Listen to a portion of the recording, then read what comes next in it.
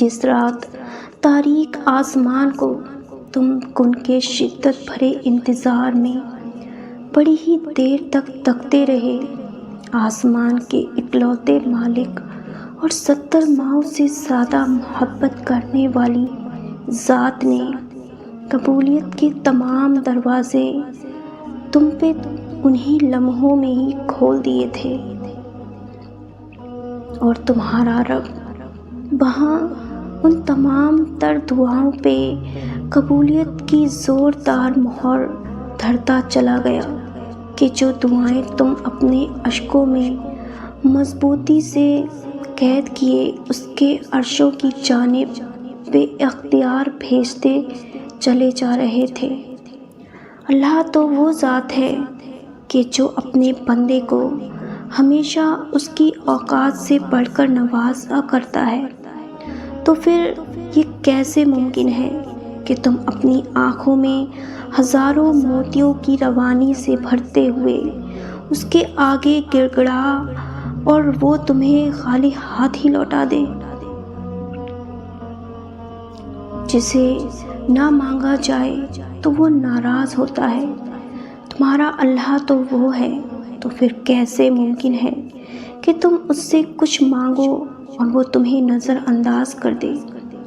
تمہارے سامنے سے تمہاری گڑ گڑا کر مانگی جانے والی دعاؤں کی قبولیت کو تمہاری ہی آنکھوں سے اوجھل کر دینا تو محض حصہ ہے تمہارے یقین کی آزمائش کا۔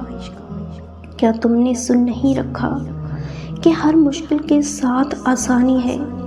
کیا تم نے سن نہیں رکھا کہ اللہ صبر کرنے والوں کے ساتھ ہے؟ کیا تم نے سن نہیں رکھا کہ اللہ صبر کرنے والوں کا اجر ہرگز ضائع نہیں کرتا؟ کیا تم نے سن نہیں رکھا کہ اللہ پکارنے والے کی ہر پکار کو قبول کرتا ہے؟ کیا تم نے سن نہیں رکھا کہ اللہ کہتا ہے کہ مجھے یاد رکھو، میں تمہیں یاد رکھوں گا؟ کیا تم نے سن نہیں رکھا کہ اللہ تو تمہاری شعر سے بھی زیادہ قریب ہے؟ وہ اللہ کہ جو تمہاری آنکھوں سے بہنے والے محض ایک سچے آنسو پہ ہی تم سے راضی ہو جاتا ہے۔ تم نے یہ کیسے سوچ لیا کہ تم اس کے سامنے تڑپو گے، گڑ گڑاؤ گے، زاروں قطار اشک بہاتے چلے جاؤ گے اور وہ تمہارے اشکوں کو خوشیوں کے پلڑوں میں نہیں تولے گا؟ یاد رکھو کہ تمہارا ہر ایک اشک تمہاری خوشیوں کے نت نئے باغات میں لگے رنگ برنگے پھولوں کو نمی مہیا کر رہا ہے، اور تمہاری خوشیوں کا آنگن بڑی ہی تیزی سے پروان چڑھتا چلا جا رہا ہے۔ یاد رکھو کہ ہر گزرتا ہوا دن تمہیں تمہاری منزل کے قریب کرتا چلا جا رہا ہے۔ وہ چہچہاتی ہوئی نت نئی خوشیوں سے مہکتا ہوا آنگن بڑی ہی بے صبری سے تمہارا منتظر ہے، اور عین ممکن ہے کہ اب یہ طویل آزمائش اختتام پذیر ہونے ہی والی ہو اور منزل بس 2 قدم کے ہی فاصلے پر ہو۔